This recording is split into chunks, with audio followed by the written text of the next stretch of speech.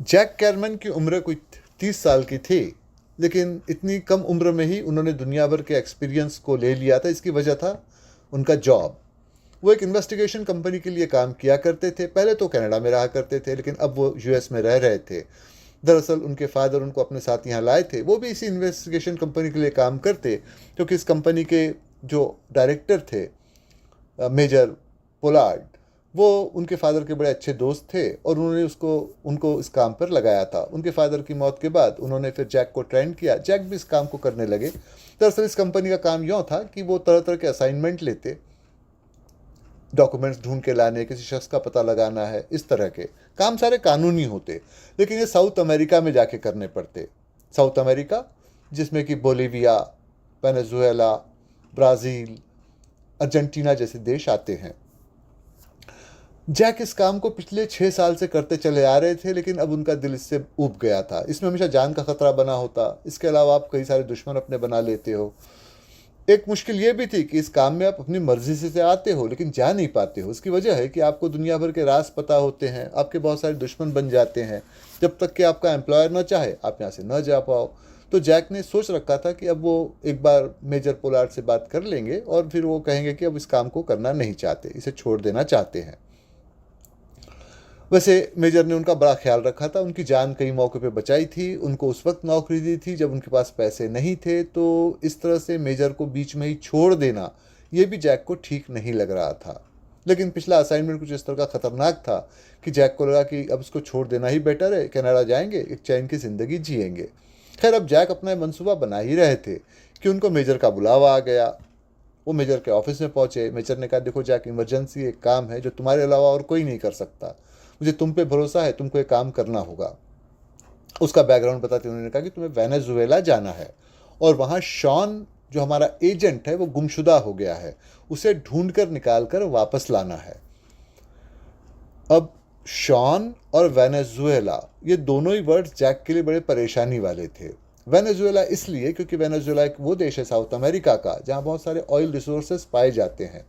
Political system corrupt है, crime level बहुत ही ऊंचा है, और सबसे बढ़कर बात यह है कि जब भी कभी कोई नॉर्थ अमेरिकन वहाँ पहुँचता है, नॉर्थ अमेरिकन से मतलब यह है कि यूएस या कनाडा का सिटीज़न, उसको पहचान लिया जाता है। उसको किडनैप करने के लिए वहाँ के क्रिमिनल्स पीछे पड़ जाते हैं, क्योंकि उनको पता होता है इसको किडनैप कर लिया जाए तो रैंसम के बहुत सारे पैसे मिलेंगे। तो इस वजह से वेनेजुएला वैसे ही खतरनाक। और ऊपर से शॉन शॉन जैक से सीनियर हुआ करते थे, और जैक को इस बात को मानने में कोई हिचकिचाहट नहीं थी कि शॉन हर तरह से उनसे बेहतर थे, एक अच्छे एजेंट थे। दरअसल ये हुआ था कि 2-3 मौक़ों पर जहाँ जैक को भेजा गया था और जैक अपने काम को ठीक से कर नहीं पाए थे, वहाँ जब शॉन को भेजा गया तो शॉन ने उस काम को ठीक से कर लिया था। तो एक ये भी वजह थी कि जैक को ये लग रहा था कि अगर अब जाके उनको शॉन को ढूंढना है और वहाँ से वापस लाना है तो ये तो काफ़ी ख़तरनाक मामला हो सकता है। बहरहाल, सबसे पहले आप इस कंपनी के बारे में जान लीजिए। ये कंपनी थी पैरामाउंट इन्वेस्टिगेशन। दरअसल मेजर बहुत पहले कभी कैनेडियन फोर्सेस में काम किया करते थे, फिर उन्होंने वॉलंटरी रिटायरमेंट ले लिया। उनके वाइफ की मौत हो गई थी। उनकी एक ही बेटी थी जिसका नाम की सोफिया था।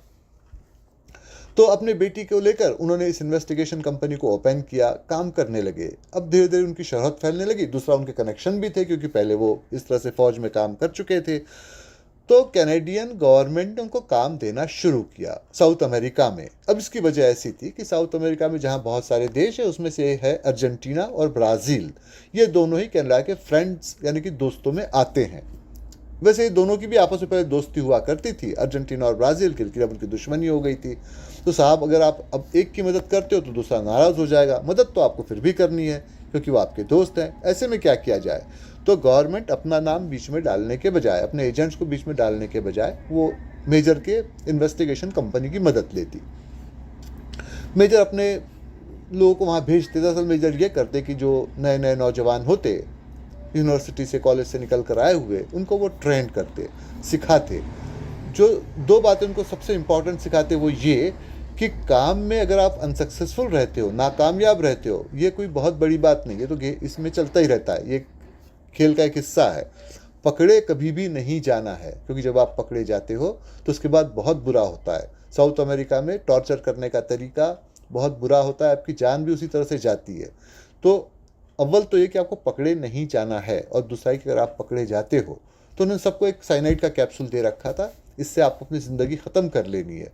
इसको उन्होंने समझाकर बताया कि देखो ऐसे है कि अगर आप पकड़े गए आपको टॉर्चर किया जाएगा, आपने सच बता दिया तब भी आपको छोड़ा ही जाएगा, ज़रूरी नहीं है। अगर छोड़ भी दिया जाए तो उसके बाद में ये होगा कि बाकी दुनिया भर की जो एजेंसीज है वो आपके पीछे पड़ी रहेगी, आपकी जान परेशानी में पड़ जाएगी। तो ऐसे मौक़ों पर इन सब चीज़ों से बचने का तरीका यही है कि अपनी ज़िंदगी को ख़त्म कर लिया जाए। सुनने में कड़वा लगता है, लेकिन बाकी की तकलीफ़ों से आप बच सकते हो। और उन्होंने ये भी कह रखा था कि देखो ऐसी एक कैप्सूल मैंने भी अपने पास ले रखी है, क्योंकि कई बार मैं भी जाता हूँ इस तरह के मिशन पर, और मैं ये नहीं चाहता हूँ कि मैं ज़िंदा किसी के हाथ में आ जाऊँ। तो खैर अब उनकी ये जो बात थी, वो कहने का तरीका इतना अच्छा था कि जो उनके एजेंट्स हुआ करते थे उनके दिमाग में सारी बातें तो बैठी हुई थी। तो इस तरह से वो सबको ट्रेन किया करते थे और फिर काम पर इस तरह से भेजते थे। अब धीरे धीरे करके जब उनका नाम काफ़ी बड़ा हो गया तो यूएस ने उनसे रिक्वेस्ट की कि साहब जिस तरह से आपने अपना एक ऑफिस कनाडा में खोल रखा है, वैसे आप यहाँ न्यूयॉर्क में भी आ जाइए, यहाँ अपना ऑफिस खोलिए, हमको भी ज़रूरत पड़ती है। अब उन्होंने उनसे मदद लेनी शुरू की। इसका एक एग्जाम्पल जैक का पिछला मिशन ही था। दरअसल जैक को क्यूबा जाना पड़ा था उसी शॉन के साथ, जिसको अब जैक को ढूंढ निकालना है। शॉन और जैक को क्यूबा भेजने के पहले मेजर ने बैकग्राउंड समझा के बताया। उन्होंने कहा कि देखो जैसे कि तुम जानते हो, क्यूबा जो कि यूएस के पास में एक बहुत बड़ा सा आइलैंड है, वहाँ पर उस वक्त में बेस्टिट्यूटा गवर्नमेंट हुआ करती थी कुछ सालों पहले। बेस्टिट्यूटा ये यूएस के ही सपोर्ट से वहाँ पर पावर में आए थे और यूएस की मदद भी किया करते थे, मगर धीरे धीरे उनका पब्लिक सपोर्ट कम होने लगा और उसके बाद में वहाँ फिडेल कैस्ट्रो पावर में आ गए। बेस्टिट्यूटा को भागना पड़ा। फिडेल कैस्ट्रो पावर में यूं ही नहीं आ गए थे, उनको रशिया ने मदद की थी। अब रशिया का दखल यहाँ कैसे हो गया, तो देखिए इसको यूँ समझ लीजिए कि क्यूबा में जो सिचुएशन थी उस वक्त की वो कुछ यूँ थी कि बेस्टिट्यूटा जो भी अमीर लोग होते उनको सपोर्ट किया करते, एक तरह से कैपिटलिज्म को, जबकि फिडेल कैस्ट्रो ये कम्युनिज्म की बेसिस पे आए थे। मजदूर, काम करने वाले, उनको वो सपोर्ट किया करते थे। तो रशिया में उस वक्त तो कम्युनिज्म था, कोल्ड वार का पीरियड चल रहा था, यूएस और रशिया में काफ़ी कंपटीशन था, आपस में एक दूसरे को काट छाट करने की कोशिश की जाती थी। तो ऐसे में रशिया ने फिडेल कैस्ट्रो को सपोर्ट करके उनको पावर में ले आए। अब वो फिडेल कैस्ट्रो रशिया की मदद करने लगे। जाहिर सी बात थी कि अमेरिका उनका दुश्मन बन गया। अमेरिका की CIA एजेंसी ने फिडेल कैस्ट्रो को मारने की कोशिश मोर दैन 650 टाइम्स, यानी कि 650 मौक़ों से ज़्यादा बार की। उनके सिगार में जहर मिलाने से लेके, कॉफ़ी में जहर मिलाने से लेके, तो उनके घर में बम लगाना, सारा कुछ। हर बार वो बचते चले गए। लेकिन फिडेल कैस्ट्रो ने फिर रशिया से कहा कि देखिए साहब, मैं आपकी मदद करता हूँ, ये मेरे दुश्मन बनते हैं, कोशिशें कर रहे हैं, कभी ऐसे भी हो सकता है कि मुझे जान से ही मार दें, भाई मुझे बचाइए। तो फिर रशिया ने अपनी मिसाइल्स वहाँ पर भेजी लगाने के लिए। जाहिर था कि क्यूबा में अगर मिसाइल लगाई जाएगी तो उसका निशाना तो यूएस होगा। यूएस भड़क गया, उसने कहा ये क्या करते हो, हमारे सर पे लाके मिसाइल लगा रहे हो। तो उसने कहा रशिया ने कि साहब आपने भी इटली और तुर्की में लाकर अपनी मिसाइल लगा रखी है, वो भी तो हमारे सर पर है, हम तो मना नहीं करते। तो यूएस ने अपने जहाज़ों को भेजा, शिप्स को, क्यूबा को सब तरफ से घेरने के लिए। मामला बड़ा नाजुक हो गया। अब इसके पहले कि यूएस और कोई खतरनाक कदम उठाता, यूएस ने CIA से रिक्वेस्ट की, उनको समझाकर कहा कि देखिए आपने 650 बार उसको मारने की कोशिश की, हर बार आपकी कोशिश बेकार गई, आपके कुछ एजेंट पकड़े भी गए, बदनामी हमारी हुई। अब के बार कोई पकड़ा जाना नहीं चाहिए, लेकिन इन्फॉर्मेशन हमको चाहिए, बातचीत हमारी चल रही है, इसके पहले कि हम ये बातचीत को पूरा करें हम आगे पूरी इन्फॉर्मेशन चाहते हैं। खैर बाद में तो ये ऐसे हुआ था क्योंकि क्यूबा ने फिर ये डिसाइड किया कि न तो रशिया के पाले में रहेगा ना यूएस के, और दूसरा रशिया ने भी कह दिया कि अपने मिसाइल वापस लेके जाएंगे, बदले में यूएस भी अपने मिसाइल इटली और तुर्की से वापस ले आएगा और फिर यूएस फिडेल कैस्ट्रो को मारने की कोशिश भी नहीं करेगा। तो ये तो खैर बात की बात थी, लेकिन अभी ये तो इस वक्त डिसाइड हो रहा था कि वहाँ से इन्फॉर्मेशन निकाल कर लानी है। अब CIA को ये तो पता था कि इसके पहले उनके एजेंट पकड़े गए हैं, अभी अगर पकड़े जाएंगे तो उनकी इज़्ज़त बहुत ख़राब होगी। तो उन्होंने मेजर को कांटेक्ट किया, उनसे कहा कि अपने एजेंट्स को भेजिए, इन्फॉर्मेशन हमको चाहिए। मेजर ने वही किया कि शॉन और जैक दोनों को भेजा दोनों पॉइंट्स पे, और साथ साथ समझा दिया कि पकड़ में नहीं आना चाहिए। वही पुरानी बात थी कि अगर पकड़ में आते तो आपको कैप्सूल साइनेट का यूज़ कर लेना है, नहीं तो आपको वहाँ काफ़ी तकलीफ होगी, क्योंकि फिडेल कैस्ट्रो के जो असिस्टेंट है चे ग्वेरा, वो इस काम में एक्सपर्ट माने जाते हैं, तड़पा तड़पा के मारते हैं अपने दुश्मनों को। तो तुम्हारे लिए तो मुश्किल हो जाएगी, और बच के भी आ जाओगे वहाँ से किसी तरह से सारे राज बताकर, तो CIA पीछे पड़ जाएगी। तो पकड़ में नहीं आओ, और साथ साथ ये भी ख्याल में रखो कि वहाँ की जो इन्फॉर्मेशन निकाल कर ला कर दे सकते हो निकाल कर दो। खैर 6 महीने वहाँ उनको रहना पड़ा। इस 6 महीने में जैक ने साफ महसूस किया कि शॉन उनके मुकाबले कहीं ज़्यादा तेज़ है, इन्फॉर्मेशन निकालते हैं, उनको बहुत पहले अंदाज हो जाता है कि किस तरह का मामला है। बल्कि जैक को तो ये भी शक हुआ था कि वहाँ के जो रूसी एजेंट्स हैं, जो रशियन एजेंट्स वहाँ एक्टिव हैं, उनसे भी शॉन के काफ़ी अच्छे कनेक्शन हैं। बहरहाल वो कुछ 3 महीना वहाँ रहे, और वो 3 महीने में हर दिन जैक को यूँ लगता रहा कि उनकी मौत तो वहाँ कभी भी हो सकती है, वो पकड़े जा सकते हैं। खैर ऐसा हुआ नहीं। 3 महीने पूरे होते ही वहाँ से वो सारी इन्फॉर्मेशन लेकर शॉन ही जैक को निकाल कर वहाँ से बाहर ले आए थे, और बाद में शॉन ने काफ़ी बड़ाइयाँ भी मारी थी कि वो किस तरह से वहाँ काम करते रहे। उसका नतीजा ये निकला था कि मेजर की बेटी सोफिया, जिसको कि जैक दिली दिल में बहुत ज़्यादा चाहते थे, वो शॉन की तरफ ज़्यादा झुक गई, उनके फेवर में चली गई। इस तरह से जैक ने सोफिया को शॉन से खो दिया। और एक ये वजह भी थी कि जैक अब यहाँ रहना ही नहीं चाहते थे, वो यहाँ से कनाडा वापस जाना चाहते थे। बहरहाल अब बात ऐसी थी कि जैक को उसी शॉन को ढूंढने के लिए वेनेजुएला जैसे देश में जाना है, जहाँ जान का खतरा हो सकता है। तो मेजर ने उनसे कहा कि इसके पहले कि तुम वेनेजुएला जाओ, मैं तुम्हें समझा के बताता हूँ कि सिचुएशन क्या है।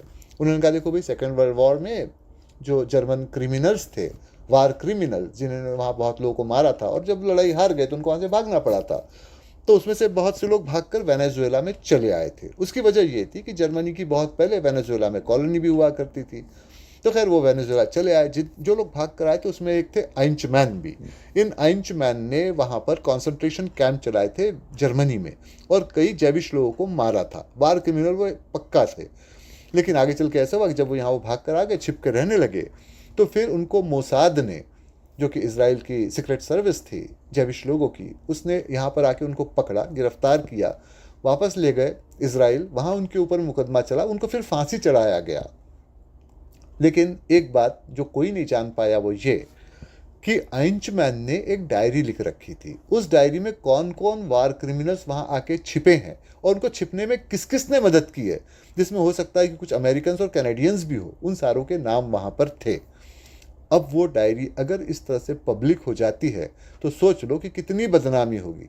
जर्मनी, US और कनाडा, और शायद वेनेजुएला गवर्नमेंट को भी इस तरह से शर्मिंदगी झेलनी पड़ेगी। तो जब जैसे ये पता चला कि इस तरह की डायरी एग्जिस्ट करती है, तो उसको लेने के लिए रशियंस और अमेरिकन्स में होड़ मच गई। और ऐसे में मुझसे कहा गया कि भाई आप किसी को भेजिए, क्योंकि CIA तो डायरेक्ट वहाँ जाके काम न करना चाहे। तो मैंने शॉन को भेजा। शॉन वहाँ गया तो ज़रूर, लेकिन अचानक ये गुमशुदा हो गया। उसका कोई यहाँ पर इन्फॉर्मेशन अब तक नहीं आ रही है। खबर तो ये लगी कि डायरी उसके हाथ लग गई थी। शॉन चालाक है, इस तरह के काम कर सकता है, तो डायरी उसके हाथ तो लगी थी, लेकिन वो डायरी यहाँ तक पहुँच नहीं पाई। तो अब तुमको जाके वहाँ शॉन को ढूंढना है और उसको वहाँ से निकाल कर लाना है। तो उन्होंने कहा कि जैक ने पूछा कि इसमें मेरी मदद कौन करेगा। तो मेजर के चेहरे पे हल्की सी मुस्कान आई, जो बड़ी फीकी सी थी। उन्होंने कहा अब तुम चाहे मेरी बेवकूफ़ी समझ लो, लेकिन मैंने वहाँ सोफिया को भेजा हुआ था, क्योंकि मैं जानता था कि शॉन और सोफिया एक दूसरे को चाहते हैं। शॉन ऐसे छिप के रह सकता है, लेकिन अगर सोफिया जाएगी तो ज़रूर वो सामने में आ जाएगा। तो जैक ने पूछा ऐसे ही छिप के रह सकता है, इसका क्या मतलब हुआ। तो उन्होंने कहा देखो जैक, यहाँ कई तरह की पॉसिबिलिटी हो सकती है। पहली पॉसिबिलिटी, शॉन वहाँ गया, दुश्मन के हाथ पड़ गया और उसको डायरी नहीं मिली। दूसरी पॉसिबिलिटी, शॉन वहाँ गया, डायरी उसको मिली और वो दुश्मन के हाथ पड़ गया। तीसरी पॉसिबिलिटी, शॉन वहाँ गया, कुछ कर ही नहीं पाया और ऐसी जगह फंस गया जहाँ से वो मैसेजेस हमको नहीं भेज सकता है, काम उसने भी नहीं किया है। मगर चौथी पॉसिबिलिटी जो सबसे ख़तरनाक है, शॉन वहाँ गया, डायरी उसे मिली और अब उसके दिल में बेईमानी आ गई, क्योंकि काफ़ी वक्त से वो यहाँ इस काम को छोड़ना चाहता था, उसको बहुत सारे पैसों की ज़रूरत थी। अब अगर वो डायरी रशियंस को बेच देता है तो उसको कितने सारे पैसे मिलेंगे। अब अगर वो उसके बाद में वहीं वेनेजुएला में छिपकर रहता है तो हम उसका क्या बिगाड़ लेंगे, वहाँ पहुँचना ही मुश्किल है, तो उसका पता हम कैसे लगा पाएंगे। तो ये सारी बातें हैं। तो इसको देखते हुए मैंने अपनी बेटी को वहाँ भेजा था कि वो उससे प्यार करता है, सामने में आ जाएगा, लेकिन वो नहीं आया। सोफिया अब भी छिपकर वहीं रह रही है। तुम आ जाओगे, वो तुम्हारी मदद करेगी और इस तरह से तुम शॉन का पता लगा पाओगे। तो जैक ने जो दिल की बात थी उनके सामने साफ कर दी। उन्होंने कहा कि देखिए साहब, ये तो आप भी जानते हैं कि शॉन मुझसे काबिलियत में कहीं तेज़ है, और अगर वो इस तरह से बेईमानी कर रहा होगा तो जाहिर सी बात है वो आना नहीं चाहेगा, ऐसे में मैं क्या करूँगा। तो उन्होंने कहा कि देखो, उसको ये नहीं पता ना कि तुमको उस पर शक हो गया है। जो साइनाइड की कैप्सूल तुम्हारे पास रखी है उसका इस्तेमाल करना, उसकी जान ले लेना, क्योंकि वो दुश्मन के लिए काम करता रहे, उससे तो मर जाए वो ज़्यादा अच्छा है। क्योंकि अगर वो ज़िंदा रहेगा तो CIA हमारे पीछे पड़ी रहेगी, मेरे पीछे भी और तुम्हारे पीछे भी, और तुम्हारा जो प्लान है कि कनाडा जाके तुम अपनी बाकी ज़िंदगी बिताओगे वो तो ख़तरे में पड़ जाएगा। जैक जाना तो नहीं चाहते थे, लेकिन अब इसके अलावा कोई चारा भी नहीं था, तो जैक ने उसके लिए हाँ कह दिया। जैक वेनेजुएला पहुँचे, और जब पहुँचे उसी दिन से जैक को यह एहसास हो गया कि उनके आने की खबर लग गई है, उन पे लोग नज़र रख रहे हैं। अब ये दो तरह की बातें हो सकती है, क्योंकि एक तो वहाँ ये था कि रशियन ग्रुप वहाँ पर वैसे ही एक्टिव था, या फिर ये हो सकता है कि वेनेजुएला गवर्नमेंट की नज़र उन पर होगी, और फिर तीसरी एक पॉसिबिलिटी ये भी थी कि जो क्रिमिनल्स है वो शायद इस तरह के नॉर्थ अमेरिकन को किडनैप वगैरह करना चाहते, तो वो भी उन पर नज़र रख रहे होंगे। बहरहाल जैक ने एक होटल में चेकिंग किया, क्योंकि उनके लिए सिचुएशन कोई नई तो नहीं थी, क्यूबा में भी इस तरह का हथकंडा वो अपना चुके थे। तो एक होटल में चेकिंग किया, वहाँ वो रुके, और रात में जब सारे लोग सो रहे थे वहाँ से वो फरार हो गए। वो जाके सोफिया से मिले, जो कि एक पास में ही कहीं सी शोर वगैरह था, जहाँ पे कोस्टल एरिया था, बीचेस थी बहुत सारी, और एक टूरिस्ट स्पॉट था। सोफिया वहीं छिपी हुई थी, तो वहाँ जाके उससे मिले, उससे पूछा कि भाई यहाँ करना क्या है। तो सोफिया ने समझा के बताया कि हमको शॉन को ढूंढना है, मैंने कॉन्टैक्ट लिस्ट बना के रखी है कि शॉन कहाँ कहाँ हो सकता था, उसका पता लगाना है। तो उन्होंने कहा कि ये तो वो लोग हैं ना जिनसे शॉन को काम पड़ा होगा, ज़रूरी नहीं कि शॉन वहीं होगा। अगर ऐसे हुआ होगा कि अगर शॉन ने उस डायरी को हासिल कर लिया होगा और किसी और को बेचना चाहता होगा, तब तो वहाँ नहीं होगा। तो सोफिया ने घूर कर देखा, उसने कहा कि शॉन से इस तरह की बेईमानी की उम्मीद नहीं है। तुम जानते हो कि वो मुझसे प्यार करता है, और अगर वो मुझसे प्यार करता है तो मुझे यहाँ देखकर सामने वो ज़रूर आ जाता। वो ज़रूर किसी मजबूरी में फंसा हुआ है, दुनिया का कोई लालच उसको मुझ तक पहुँचने से नहीं रोक सकता था। तो शॉन ने बेईमानी नहीं की है, उसको कहीं ना कहीं फंसाया गया है या पकड़ के रखा गया है। तो हमें उसको ढूंढ निकालना है और इस तरह से इस काम को करना है। तो अब जिस तरह से वो कह रही थी, उससे जैक तो ये समझ ही गए थे कि सोफिया को जो वो अपनाना चाहते हैं या उसको अपनी ज़िंदगी में लाना चाहते हैं, उसकी पॉसिबिलिटी तो नहीं है। तो उनका कनाडा जाने का फ़ैसला एकदम सही था, ये उनको लगने लगा। खैर, उन्होंने सोफिया से आगे पूछा कि हमें यहाँ पर कौन से गेटअप में रहना पड़ेगा, क्योंकि यहाँ आते से मुझे ऐसे लग गया था कि मेरे आने का पता लोगों को चल गया है, मुझ पर नज़र रख रहे हैं। उसने कहा, तुम्हारा कहना बिल्कुल सही है, तुम पे लोगों की नज़र होगी, और सबसे बढ़कर बात यह है कि तुम्हारे साथ मैं देखी जाऊँगी तो मुझ पर भी नज़र हो पड़ेगी, और फिर मैं तो मेजर की बेटी मानी जाती हूँ। तो अगर मुझे इस तरह से पकड़ लिया जाता है तो मेजर की पूरी जो ऑर्गेनाइजेशन है उसको कंट्रोल किया जा सकेगा। तुमसे ज़्यादा मुझे अपने सेफ्टी की फ़िक्र है। तो देखो भाई, यहाँ पर एक ग्रुप आया हुआ है कैनेडियंस का, तकरीबन 50 के आसपास कपल्स उसमें है। ये सारे के सारे एक साथ मिलकर यहाँ पर आए, क्योंकि वेनेजुएला में इस तरह से अकेले दुक्के रहना तो काफ़ी खतरे का काम हो सकता है। तो एक ग्रुप बनाकर यहाँ साथ साथ रहते हैं, हनीमून कपल्स हैं। हमको भी उस तरह से हनीमून कपल्स बनकर उनके बीच में रहना है। मैंने अपने आप को एनलिस्ट करवा दिया है तुम्हारे कैनेडियन पासपोर्ट का इस्तेमाल करके, और अब तुम मेरे साथ में वहाँ उस तरह से एक न्यूली मैरिड कपल की तरह से रहोगे। हम लोग वैसे उसी तरह की हरकतें करते रहेंगे जैसे न्यूली मैरिड लोग करते हैं, जिससे हम पे किसी को शक ना हो, लेकिन हम अंदर ही अंदर से शॉन को ढूंढने का काम भी करते रहेंगे। जो मेरे पास में लिस्टिंग है, इन लोगों से हम लोग जाके बार बार बारी बारी से मिलेंगे। खैर, अब जैक वहाँ पर उसके साथ में उस तरह से रहने लगे। अब जैसे साउथ अमेरिका के बारे में ये है कि यहाँ पर खुलापन बहुत ज़्यादा होता है।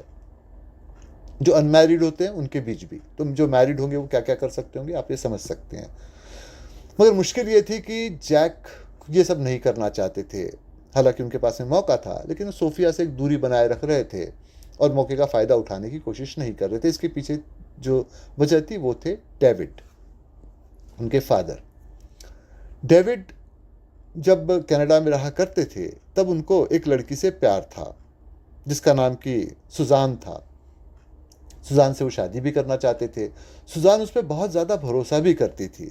वो कभी भी आके उनसे मिले, कभी भी उनके साथ में रहे। लेकिन उसने शादी किसी और से कर ली क्योंकि उससे वो प्यार किया करती थी, और उसके साथ फिर वो यूरोप चली गई। इससे डेविड का दिल टूट गया। अब डेविड उसके बाद में मेजर के लिए काम करने लगे, जान का खतरा उठाकर। लेकिन 8 साल के बाद सुजान यूरोप से वापस लौट के आई। उसकी हालत काफ़ी ख़राब थी। उसके साथ में जैक था, जैक उसी का बेटा था। सुजान ने कहा कि देखो, वो जो शख्स था जिस पे मैंने भरोसा किया था वो तो बेईमान निकला। वहाँ गया, उसकी शक्ल बदली और वो गायब हो गया। अब ये मेरे पास बच्चा है। मुश्किल ये है कि मुझे एक लाइलाज बीमारी है, मेरी मौत बहुत जल्दी हो जाएगी। क्या इस बच्चे की जिम्मेदारी तुम लोगे? क्योंकि दुनिया में तुम अकेले ऐसे शख्स हो जिस पर मैं सबसे ज़्यादा भरोसा करती हूँ। डेविड ने सोचने के लिए 1 मिनट भी नहीं लगाया। उन्होंने कहा कि ठीक है, आज से ये मेरा बेटा है। उन्होंने जैक को एक्सेप्ट कर लिया। जैक की उम्र तकरीबन उस वक्त कुछ 5 साल के आसपास ही थी। साथ साथ उन्होंने यही पूछा कि अगर तुम्हें कोई मदद चाहिए तो मैं मदद कर सकता हूँ। तो सुजान ने फिर से दोहराया कि नहीं, तुमने जो कह दिया वो काफ़ी है, क्योंकि मैंने पहले ही कहा है कि दुनिया के तुम अकेले शख्स हो जिस पर मुझे सबसे ज़्यादा भरोसा है। अब मैं वापस जा रही हूँ, वहीं अपने मौत का इंतज़ार करूँगी। मुझे ढूंढने की कोशिश मत करना, क्योंकि मेरी हालत यहाँ से बहुत ज़्यादा ख़राब होती जाएगी। साथ साथ उसने ये भी कहा कि जैक, तो हमेशा मेरे दिल में बसे रहोगे। और खैर वहाँ से वो चली गई। ये सारी बातें जैक ने देखी थी, और वो ये समझ नहीं पाए थे कि अगर सुजान इस तरह से डेविड पे इतना भरोसा करती थी तो फिर उसने उससे शादी क्यों नहीं की।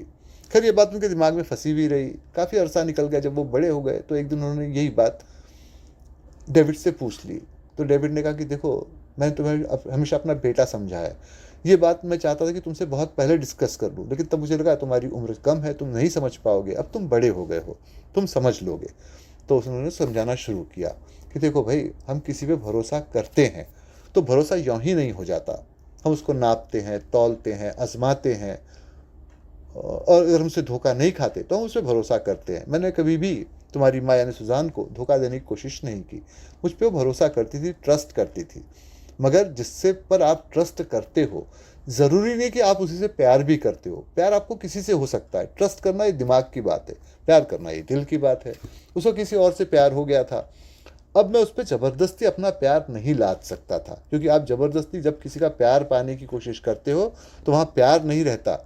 वो पहले चीड़ में, नफ़रत में बदलता है, और बाद में फिर वो बड़े ख़तरनाक मोड़ पे जाके ख़त्म होता है। मैं नहीं चाहता था कि इस तरह से मेरा प्यार सुजान के साथ ख़त्म हो। भाई, अगर वो दुनिया को छोड़कर गई है तो मेरे लिए प्यार लेकर ही गई है, और वही मेरे लिए काफ़ी है। खैर ये बात काफ़ी इमोशनल थी, लेकिन जैक को ये बात टच कर गई। टच इसलिए कर गई कि उसको डेविड ने हमेशा अपने बेटे की तरह से ही प्यार दिया था।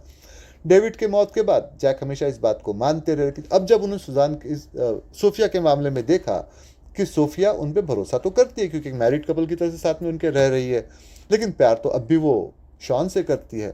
वो नहीं चाहते थे कि उनका प्यार ज़बरदस्ती सोफिया पर लाद कर उनका जो प्यार है उसको नफरत में बदल दिया जाए। बहरहाल वो सारा कुछ मामला जब उनका तय हो गया कि अब क्या करना चाहिए इसके आगे में, तो उन्होंने ये डिसाइड किया कि जो लिस्ट उसने बनाई रखी थी उस लिस्ट को वो चेक करेंगे, और जहाँ जहाँ भी उनको जाना पड़ेगा वहाँ वो जाएंगे। ऐसे में उनको पता चला एक वहाँ के बड़े ऑफिसर के बारे में, वेनेजुएला के, जो कि अब रिटायर्ड हो गए थे, और एक गुमनामी की ज़िंदगी कहीं अलग जाके वो रह रहे थे। तो जब जब जाके उस ऑफिसर से वो मिले तो उन्होंने बताया कि शॉन उनके पास आए थे, उन्होंने काफ़ी पैसा ऑफ़र किया था। तो उन्होंने एक पुलिस ऑफिसर के बारे में बताया था जिसके पास वो जाकर उस डायरी के बारे में पता कर सकते हैं। अब उसके बाद में शॉन ने क्या किया होगा वो उनको नहीं पता। तो अब सोफिया तो वहाँ उस वक्त नहीं थी, वो बाहर में खड़ी हुई वेट कर रही थी। तो उन्होंने उससे पूछा कि आपका शॉन के बारे में क्या ख्याल है। तो उन्होंने कहा कि देखिए, शॉन के बारे में मैं बहुत ज़्यादा नहीं जानता, मगर जितनी मैंने उसकी आंखें पढ़ी है मुझे वो बहुत ज़्यादा अपॉर्चुनिस्टिक, यानी कि मौके का फ़ायदा उठाने वाला लगा। ऐसे आदमी को इतने सेंसिटिव काम पे यहाँ क्यों भेजा गया होगा मेरी समझ में नहीं आया। लेकिन अगर उसने वो डायरी को हासिल कर लिया होगा तो थोड़े से पैसों के लिए वो डायरी लेकर वापस यूएस जाएगा, सीआईए या मेजर को देगा, मुझे ऐसे नहीं लगता है। क्योंकि यहाँ जान का ख़तरा है, और इतना ख़तरा उठा के उस डायरी को हासिल करे और उनको दे दे, ये तो नहीं होगा। वो तो कहीं गुमशुदा हो जाएगा इस तरह से।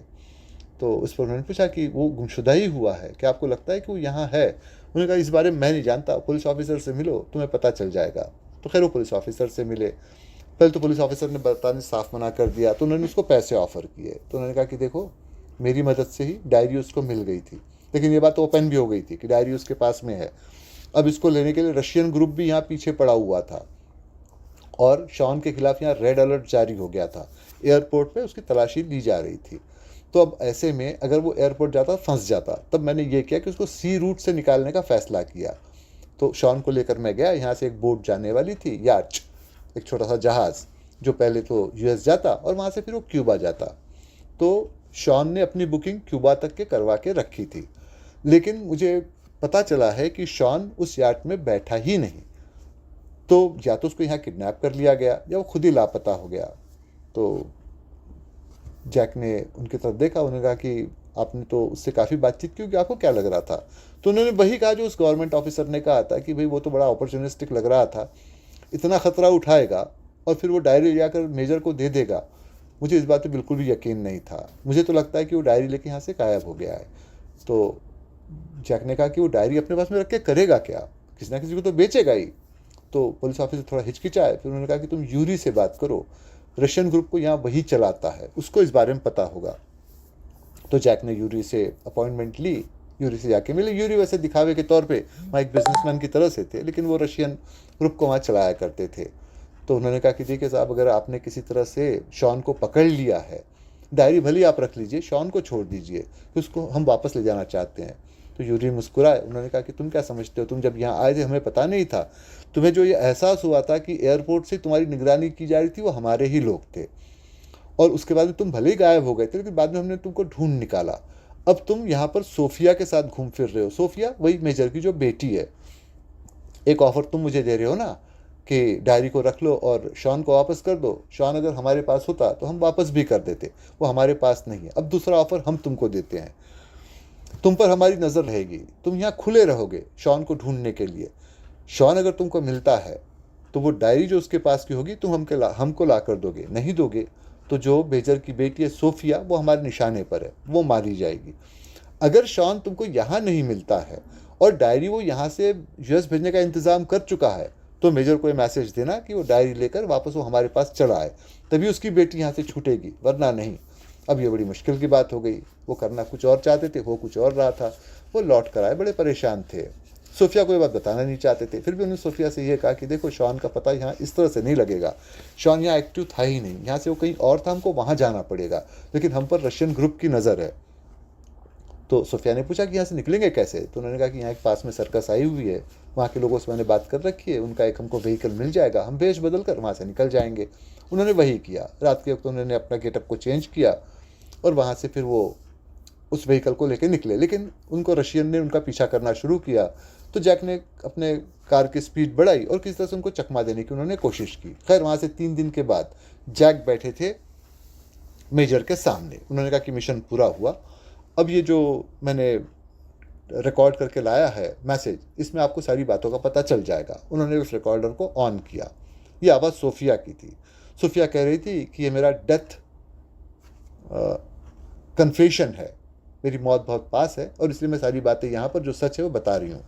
उसने कहा कि देखिए, जैक जो मुझे लेकर जिस तरह से भागा था उस व्हीकल में, उसके पीछे रशियन पड़े थे, व्हीकल उलट गया, मुझे काफ़ी चोटें आई, हॉस्पिटल में मेरा ट्रीटमेंट भी हुआ, लेकिन अब मैं बच नहीं पाऊंगी, और इसलिए मैं सारी बातें बता रही हूँ। बताने की वजह यह है कि जैक के बारे में मैं जानती हूँ कि जैक मुझे बहुत चाहता था, मुझे पाना चाहता था, मैरिड कपल की तरह से रहा था, लेकिन कभी उसने इसका फ़ायदा उठाने की कोशिश नहीं की, और उसका इसी ईमानदारी का बदला मैं इस तरह से चुका रही हूँ कि जो सच बात है यहाँ मैं बता रही हूँ। अब उसने बताना शुरू किया कि सबसे बढ़कर बात यह है कि मुझे इस ऑर्गेनाइजेशन में रखा इसलिए गया था कि मुझे जैक और शॉन जैसे लोगों पे नज़र रखनी थी, वरना प्यार तो मैं दोनों से ही नहीं करती थी, मैं अपने काम से काम रख रही थी। और दूसरी बात यह है कि मैं मेजर की बेटी नहीं हूँ। मेजर ने मुझे दिखावे के तौर पे अडॉप्ट कर लिया था, लेकिन मैं उसके एम्प्लॉई में से एक थी, इस काम को मैं कर रही थी। शॉन यहाँ आया था, शॉन को डायरी मिल गई थी, शॉन उस डायरी को लेकर यहाँ से वापस मेजर से मिला, लेकिन मेजर ने शॉन को जहर देकर मार दिया, उसको वहीं दफना दिया। डायरी मेजर के पास में आ गई, लेकिन मुश्किल ये थी कि अगर ये डायरी मेजर के पास आई है तो उसको सीआईए को देनी पड़े, और मेजर ने शायद उसका सौदा किसी और से कर रखा था। अब सीआईए को धोखा देना ज़रूरी था। ऐसे में मेजर ने इस बात को फैला दिया कि शॉन वेनेजुएला से आया ही नहीं है, और इस बात को पक्का करने के लिए उसने अपने बेटी को, यानी कि मुझे, वहाँ पर शॉन को ढूंढने के लिए भेजा। अब बेटी वहाँ पर है तो कौन मेजर पे शक करता, और इसको और मजबूत करने के लिए इस शक को उन्होंने फिर जैक को यहाँ भेज दिया, लेकिन इस तरह की सिचुएशन बन गई और अब मैंने सारी बातें यहाँ बता दी है। तो वहाँ वो कैसेट ख़त्म हो गया। तो जैक ने मेजर से पूछा कि आपको ये सब करने की क्या ज़रूरत थी, सब कुछ ठीक तो चल रहा था। तो मेजर ने कहा ठीक कहाँ चल रहा था, अब कोल्ड वॉर ख़त्म होने जा रहा है, हम जैसे लोग बेरोज़गार होने जा रहे हैं, कहीं से बहुत सारे पैसों की ज़रूरत थी कि तुम जैसे लोगों को मुझे पेमेंट भी करना पड़ता है, वो मैं कहाँ से करता। तो उन्होंने फिर जैक से कहा कि देखो जैक, अभी मामला बिगड़ा नहीं है, ये बात हमारे तुम्हारे बीच है, इस कैसेट को हम डिस्ट्रॉय कर देते हैं और उस डायरी का सौदा मैं जर्मन से कर रहा हूँ, क्योंकि जर्मन इसके लिए बहुत सारे पैसे मुझे देंगे, उसको मैं तुम्हारे साथ शेयर करूँगा, तुम चैन से रहोगे। तो जैक ने कहा कि नहीं, मैं अभी ज़िंदगी को जीना नहीं चाहता, मैं तो कनाडा ही वापस जाना चाहता हूँ, और आपके पास भी वक्त बहुत कम बचा है। कि सोफिया ने इसकी एक और कॉपी बनाई थी जो उसने सीआईए को भेज दी है, कुछ ही घंटों में सीआईए आपके पास पहुँचेगी। तो आपकी जो सलाह थी पहले वाली कि उस साइनाइड को कंज्यूम करके इन सारी मुसीबतों से छुटकारा पाया जाए, वही सलाह मैं आपको दे रहा हूँ। अब मैं यहाँ से कनाडा के लिए जा रहा हूँ और वहाँ अपनी ज़िंदगी चैन से भी बिताऊँगा। खैर कुछ ही दिनों के बाद में जैक को पता चला कि मेजर ने वाकई ही उस साइनाइड का कैप्सूल का यूज़ करके सुसाइड कर लिया है। तो ये था सारा किस्सा। आपके जो भी सवाल हो यहाँ रखे उनके जवाब आपको देता हूँ।